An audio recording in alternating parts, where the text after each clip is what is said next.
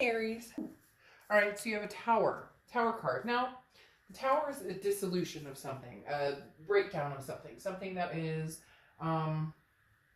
torn down, gone up in flames. Now, doesn't mean that there isn't a foundation lying in the ashes. It doesn't mean that there isn't a strong foundation beneath whatever the tower moment is, okay? But it does mean something came to an end, or there was some sort of crash and burn, unexpected news, unexpected breakup, whatever it is. The tower card definitely represents something unfolding that it can be uncomfortable, or however hard we tried at something, it can be feeling shattered. Okay, it's an intensity that is broken and burning, and it's either there's going to be a collapse of a system, so meaning a relationship, a finale of a relationship, even if it started and stopped or whatnot, or it's something that the fire can be put out, but there's a lot of rebuilding that's going to be necessary in order to make this work. There's a lot of maybe hurt or anxiety or things that tie into making this work again. So some of you are going through some tough times with a past energy, or somebody that you've dealt with as far as a past partner, past relationships. Because this is not like a forward momentum card, okay? This is like you're in the thick of it, and some of you are, broken up, you're not talking. Some of you are talking, but you can't seem to move forward, or you're fighting, you can't seem to make sense of it. You get the drift. This is not, hey, I'm ready to find somebody new, I'm ready. This is more trying to still put out the freaking fires from whatever I was dealing with before, from the drama before, okay? And your oracle card is Hootstidla Pochli. Okay, and this is basically, proceed with caution, like move calmly. Don't assume the worst, and don't assume, it's not assuming the best, because that would come across negative. It's more pay attention, see the good parts, and also understand the bad parts and where they can be fixed. Basically, if you're moving along the path and you see a dark place, don't necessarily fall into the dark place. But if you see a light place, proceed with caution. I hope that makes sense. It's just using your intuition, your gut, but also paying attention to the signs. Understanding when somebody's being real with you or when somebody's not. Or understanding the difference between, a relationship that's healthy and good versus a relationship that's toxic that may not ever be able to be mended. Some of you will come out of the ashes with a strong foundation with this past person and be able to mend it and rebuild the bricks, and others of you will start a foundation with somebody new.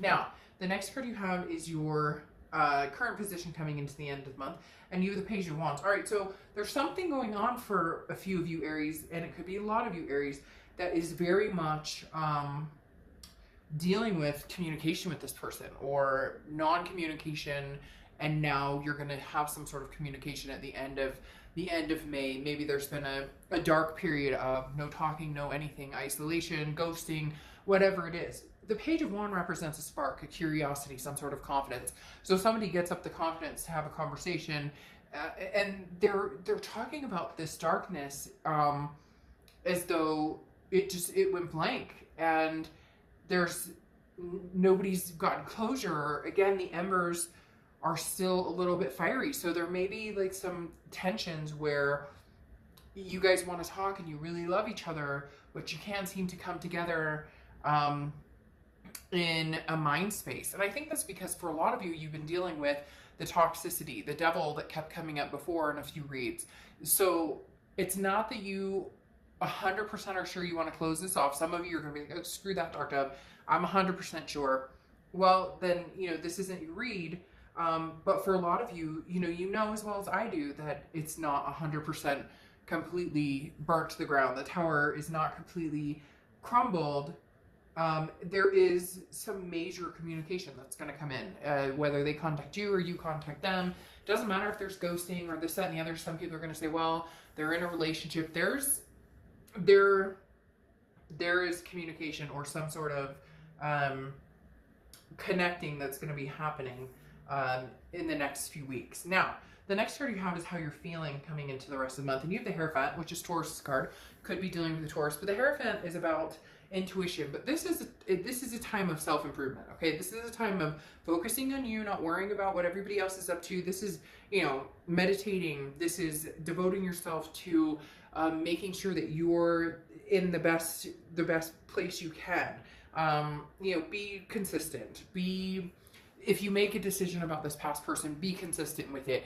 You know that you made it with the best intentions. Stick with your gut instincts and, you know, try not to waver too much and see how, you know, how you can, because for a lot of you, it's been back and forth, or it's like, well, I love them, but it's not healthy, or, you know, they've been toxic, but we can get through that. And so the Hierophant is saying, you know, there are signs that the universe has presented you. There are also things that you are well aware of to make an educated decision on, and then stick with it, at least for the time being, and see how it goes, see how it feels, see what happens. It doesn't mean that if you decide, you know, you can't have anything to do with them right now, that you won't in the future. And it doesn't mean that if you decide right now, okay, we're going to make this work, we're going to try at it, that there aren't going to be bumps along the road. The next card you have is your distant past over the past 5-10 years. Could be throughout childhood. And you have the Emperor, okay? The Emperor is Aries card. So you're showing up in your read. And if you've seen my reads, you know that I love when you show up in your own read, because it says that you're being true to yourself. The Emperor is very stable, somebody who's very, you know, very traditional, very grounded. This tells me, Aries, some of you are going back to your roots. Some of you are saying, look, what have I wanted in life? I thought, you know, for the past 15 years, I've wanted to get married or have kids or have a stable relationship or be with somebody who, you know, we grow together, we do things together and whatnot. And some of you ended up in like a codependent, we're not really going anywhere, nothing's really moving, we're fighting, maybe we're not a great fit. And so the universe is saying, look, what have you wanted for the past 5-10 years? What have you really, truly wanted?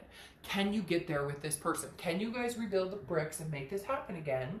Or should you just let the tower continue to burn, wipe the ashes off of the foundation, and build a new one, a new and better one? Not that you're better than this person, but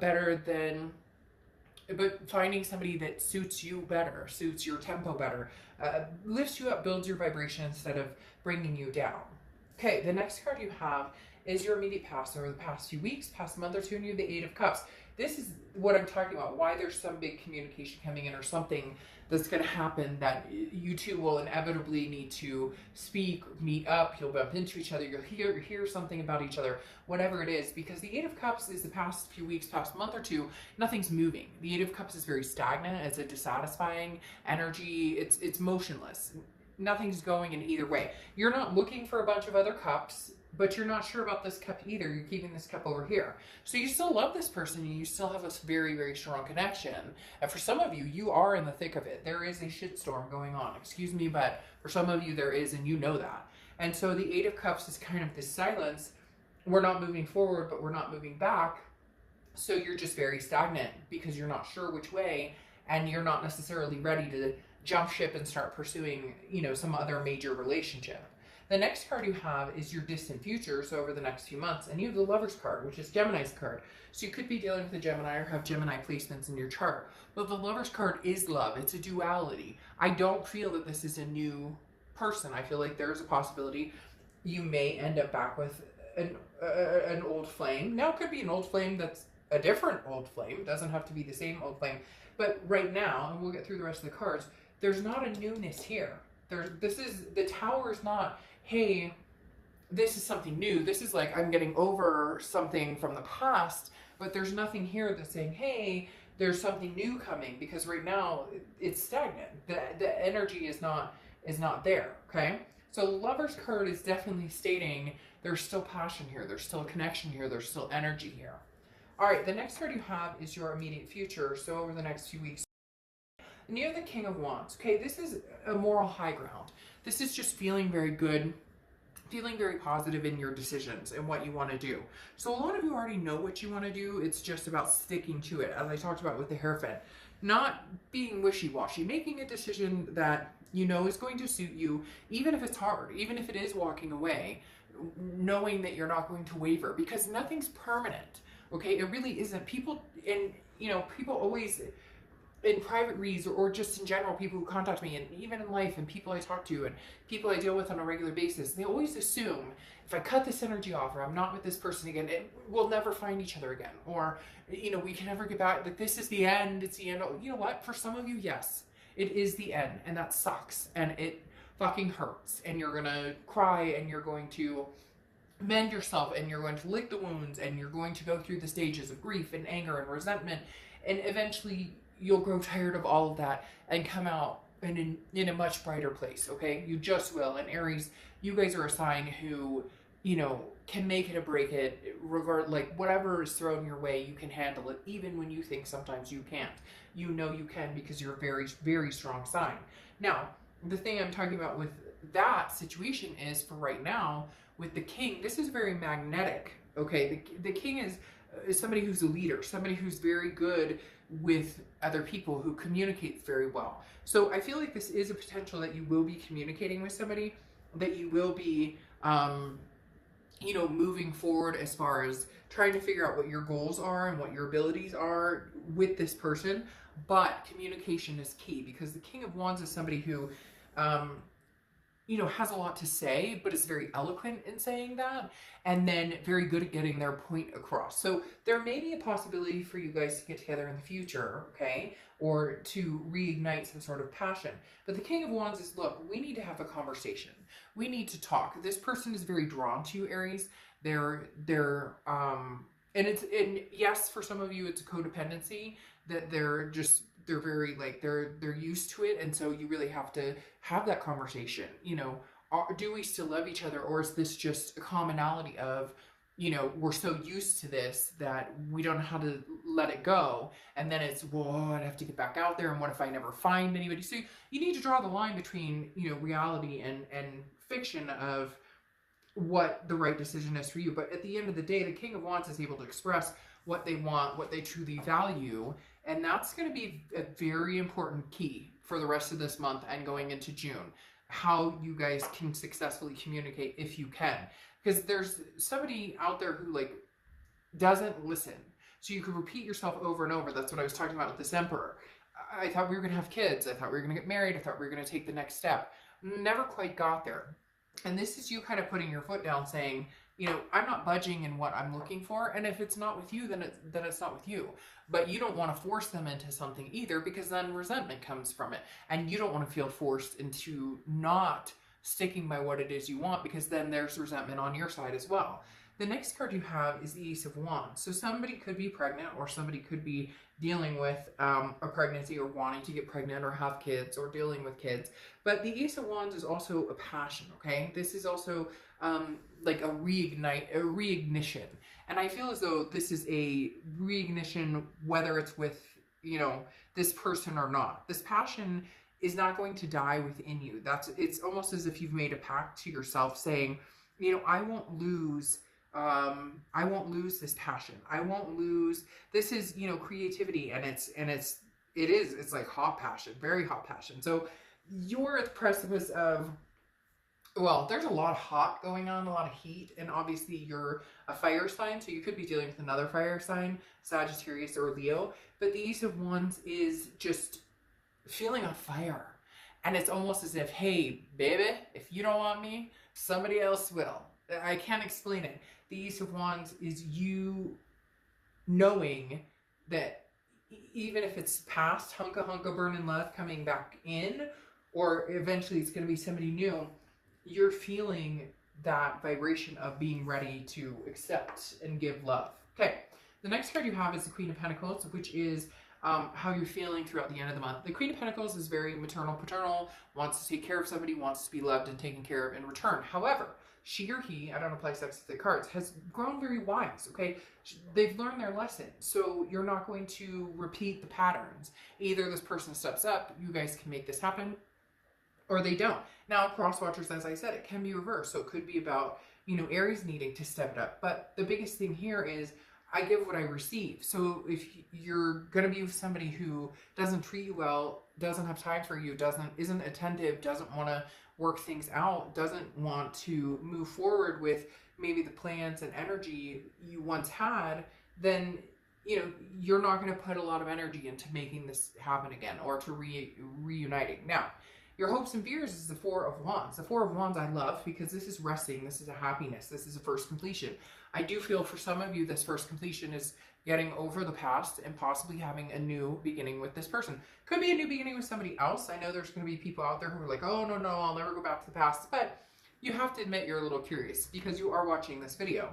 But the Four of Wands is a resting place. Now, this is your hopes and fears. This isn't what's necessarily happening. This is where you see yourself in the future. This is what you wanted from the past. You wanted to find a partner, a lifelong partner, or you wanted to find, the person have kids with or adopt fur babies or get married or whatever you're into, polyamorous, whatever it is for you that you wanted. This is you saying, I feel like I can have it again. I feel like I'm on the right track.